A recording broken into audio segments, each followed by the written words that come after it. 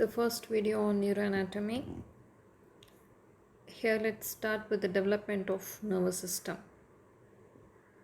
The neuroepithelial cells, they are the specialized cells present in the ectoderm which gives rise to two types of cells, neurons and neuroglial cells.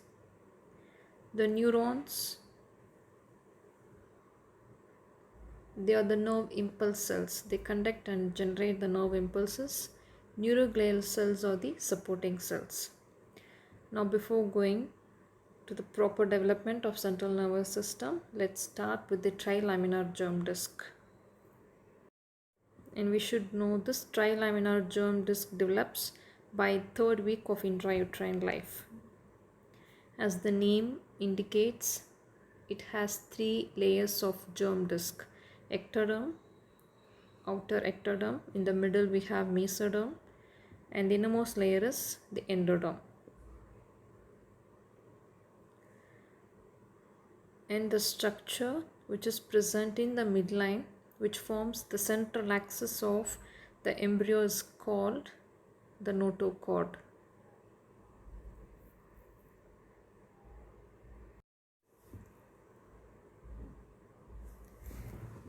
Now we have to concentrate that the whole nervous system develops from the ectoderm. But where exactly in the ectoderm?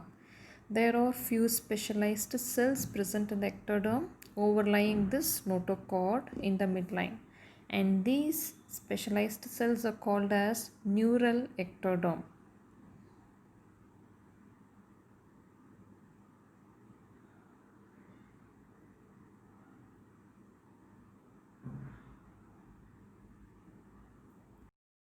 Later, the neural ectoderm differentiates into three main structures. They are neural tube, which forms the central nervous system, that is brain and spinal cord.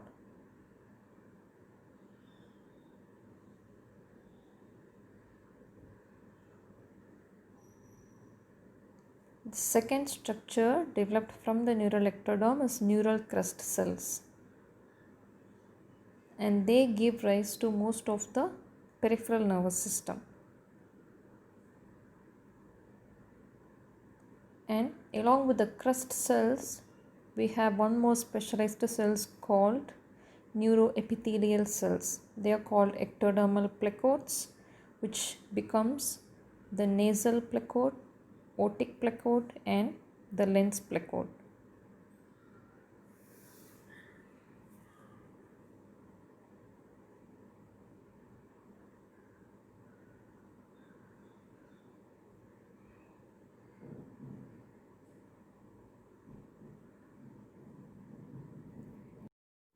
In this video, we are going to talk about the formation of neural tube, structures derived from the neural crest cells, and little about the ectodermal placards.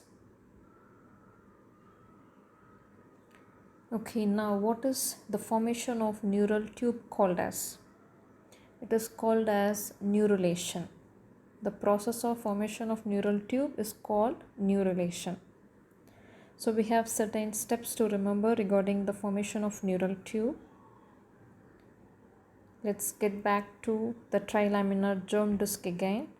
Ectoderm, middle mesoderm, and the innermost endoderm. And in the central axis we have notochord. So step 1 in the formation of neural tube is neural plate. What is this neural plate? This surface ectoderm overlying the notochord thickens in the midline to form neural plate. Now step 2, neural groove. How the neural plate turns into the neural groove. As the mesoderm develops, the tip of the neural plate elevates on the either side, which automatically sinks the central part of the neural plate, which is called neural groove.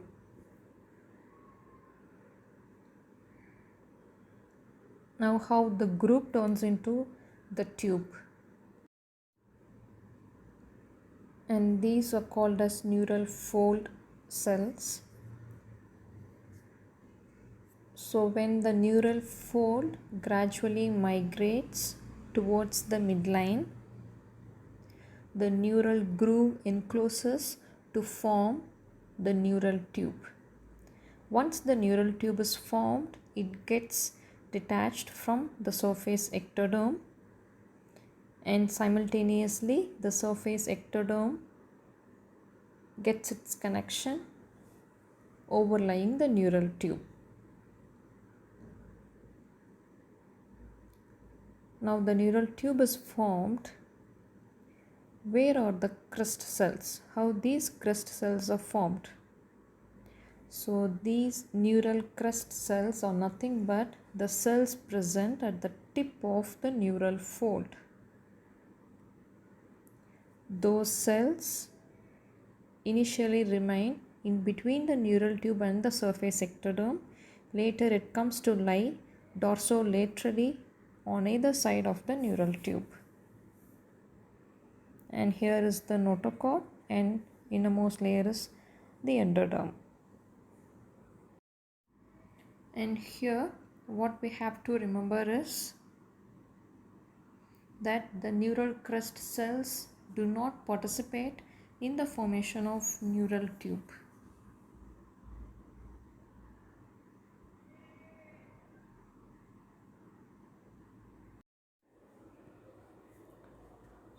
So let's learn about the folding of embryo. So what happens during the folding of embryo? We have head fold, tail fold, and lateral folds on either side. Once the folding occurs, ectoderm encloses our body and the endoderm comes to lie in the center, which later forms the gut. So that becomes the dorsal and the ventral side of the embryo. We should know the neural tube formation occurs in the dorsal side of the embryo, and this gets the proper orientation. The neural tube comes to lie on the dorsal part of the embryo, which is tubular. The cranial and the caudal ends are open, which are called anterior neuropore and posterior neuropores.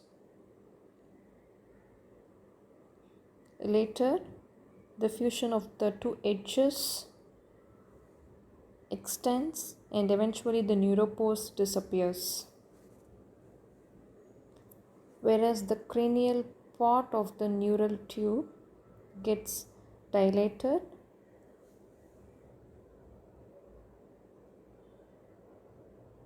which later forms the brain, whereas the caudal tubular part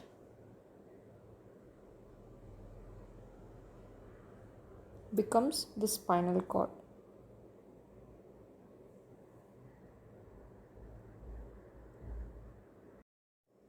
Next, let's move on to the neural crest cells and also learn about its derivatives. So this is the ectoderm, and in the midline we have the formation of neural tube. Dorsolateral side of the neural tube is the presence of neural crest cells.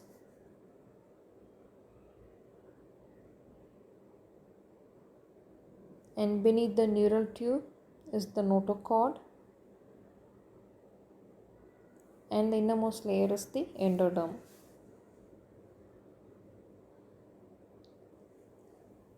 What are the derivatives of neural crest cells?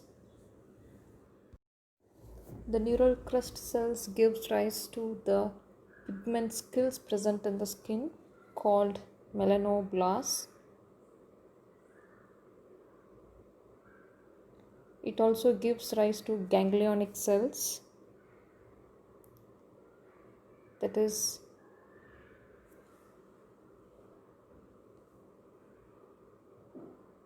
cells of posterior root or dorsal root ganglia, cells of autonomic ganglia,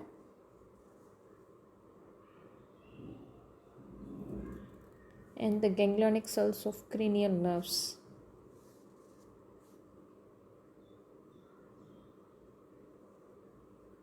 It also gives rise to the cells of adrenal medulla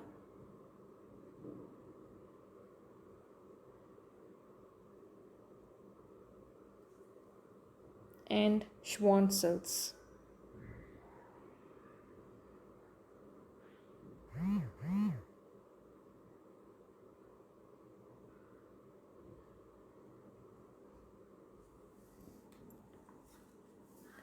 There are few other structures that are believed to arise from the neural crest cells.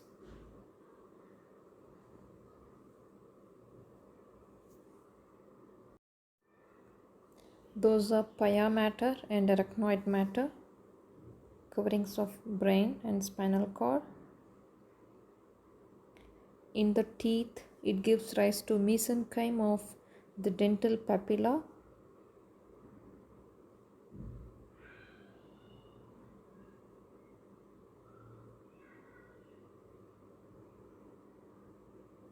Dentine and odontoblast cells.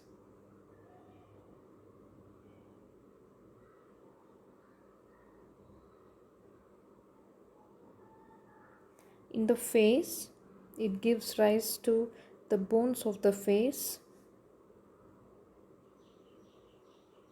part of the vault of skull,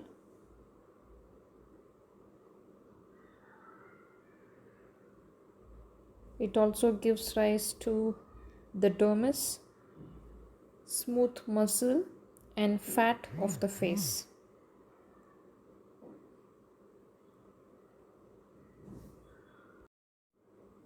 In the eyes, the crest cell gives rise to the sclera and choroid of the eye and muscle of the ciliary body, that is ciliaris muscle. In the cornea, it gives rise to substantia propria.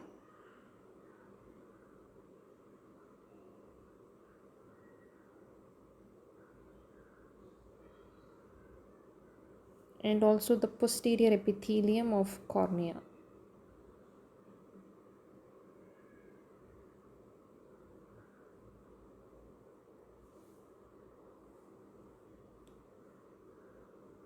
Next, it is believed that the neural crest cell gives rise to certain structures in the pharyngeal apparatus. Those are connective tissues of certain glands: thyroid, parathyroid,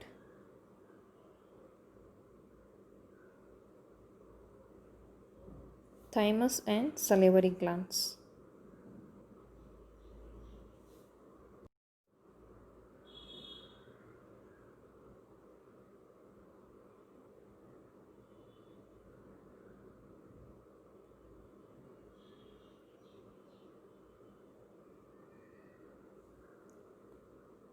Also to the C cells of the thyroid gland.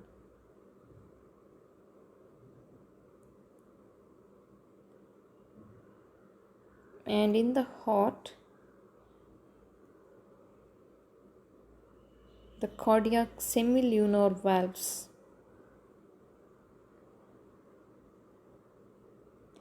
And a septum, that is conotruncal septum. These two structures are believed to arise from the neural crest cells.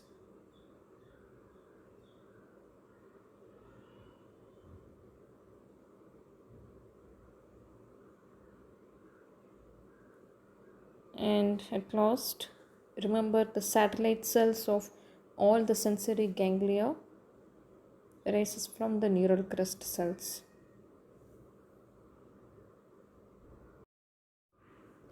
Moving on to the ectodermal placards. What are these cells? So again we have ectoderm, innermost endoderm, neural tube, notochord, neural crest cells. So in the surface ectoderm, apart from the crest cells, we have one more specialized cell called neuroepithelial cells. These cells are embedded within the surface ectoderm and they are called as ectodermal placards or neuroepithelial cells. Please subscribe to follow the subsequent videos.